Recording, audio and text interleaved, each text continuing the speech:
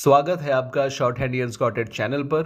Videos अगर पसंद आए तो लाइक, शेयर और सब्सक्राइब ज़रूर कर दीजिएगा। डिक्टेशंस की लेटेस्ट अपडेट पाने के लिए और जॉब नोटिफिकेशंस की अपडेट पाने के लिए बेल आइकन दबा दीजिएगा ताकि टाइम से आपको अपडेट मिल सके। Thank you so much.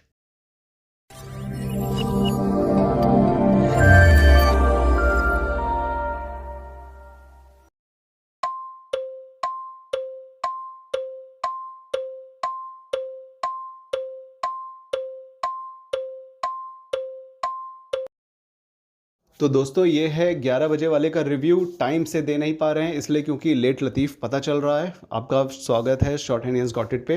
तो 11 बजे वाले पेपर में क्वेश्चन कुछ ऐसा था कि उसमें डिपार्टमेंट का नाम दिया हुआ था।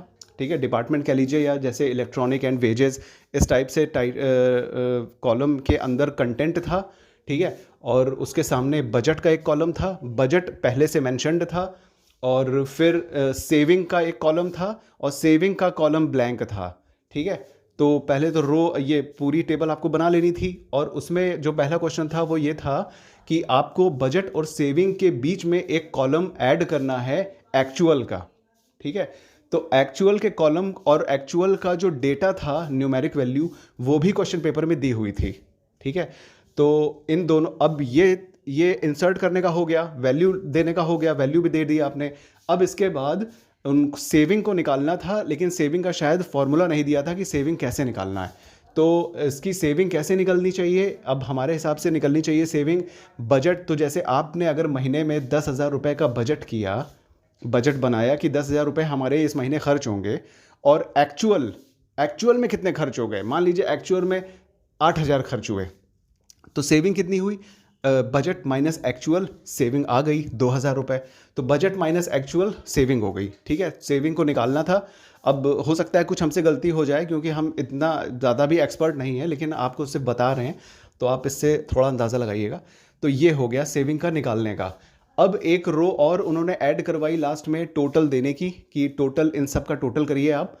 ठीक है, अब सब का था कि 1 या 2 का था, ये लोग बताने में थोड़ा उनका दिमाग थोड़ा कंफ्यूज्ड है कि वो ठीक से बता नहीं रहे। कुछ लोग कह रहे हैं कि टोटल सारे कॉलम्स का करना था, कुछ लोग बता रहे हैं कि 1 या 2 का करना था। ठीक है, और सेविंग के बाद एक था कॉलम परसेंटेज निकालने का। ठीक है, तो और परसेंटेज था सेविंग का परसेंटेज। तो सेविंग का परसेंटेज कैसे निकलेगा, वो भी हमारे अकॉर्डिंग होगा saving divided by budget into 100, क्योंकि बजट में एक्चुअल और बजट दोनों, एक्चुअल और सेविंग दोनों है। ठीक है, तो क्या कहते हैं, बजट जैसे मान लीजिए 10,000 का बजट है आपका और खर्च हो गया, एक्चुअल खर्च हो गया 8,000, तो 2,000 सेविंग निकली। तो मतलब बजट के 2 पार्ट हो गए, एक सेविंग एक एक्चुअल। तो इन दोनों पार्ट में से सेविंग का परसेंटेज निकालना है, तो saving divided by budget into 100 होना चाहिए। ठीक है, तो परसेंटेज का कॉलम हो गया, और जो टोटल निकालना था वो परसेंटेज का नहीं निकालना था, जो टोटल लास्ट में रो में दी गई थी। और एक क्वेश्चन और था कि जो न्यूमेरिक वैल्यूज़ थी उनको 2 डेसिमल पॉइंट्स तक आपको बनाना था। तो एक ये था पॉइंट। अब इस पॉइंट को ठीक से लोग एलैबोरेट नहीं कर पा रहे हैं कि पूरे नंबर ऑफ सेल्स जितने भी हैं पूरी टेबल में, उसमें सब में डेसिमल प्लेस 2 चाहिए थे या फिर क्या था। ठीक है, जैसे पहले वाले पेपर में 8 बजे वाले पेपर में 2 डेसिमल प्लेसेस वाले क्वेश्चन के साथ साथ कॉमा सेपरेटर का भी एक क्वेश्चन डाल दिया था, वैसे इसमें केवल 2 डेसिमल प्लेसेस वाला था। शायद और कुछ भी हो सकता है, हमें लोगों को बताने में गलती ना हो गई हो कि ठीक से वो लोग हमें बता ना पाए हों। तो ये था आइडिया आपके रिव्यू का 11 बजे वाले पेपर का।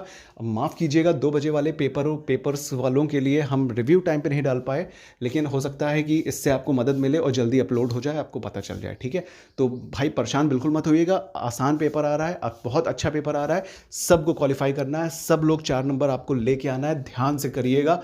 और A11 से शुरू करना था इसमें भी, और लेकिन कुछ लोग बता रहे हैं कि उसमें D1, D2, D3, D4 है, तो इसका क्लियरिटी नहीं है, लेकिन A11 से बोला है तो मतलब A11 होगा। ठीक है, तो चलिए चलते हैं। चैनल पे बने रहने के लिए थैंक यू, और लाइक शेयर सब्सक्राइब कर दीजिएगा, बेल आइकन दबा दीजिएगा ताकि आपको टाइम पे वीडियो मिल सके। Thank you so much.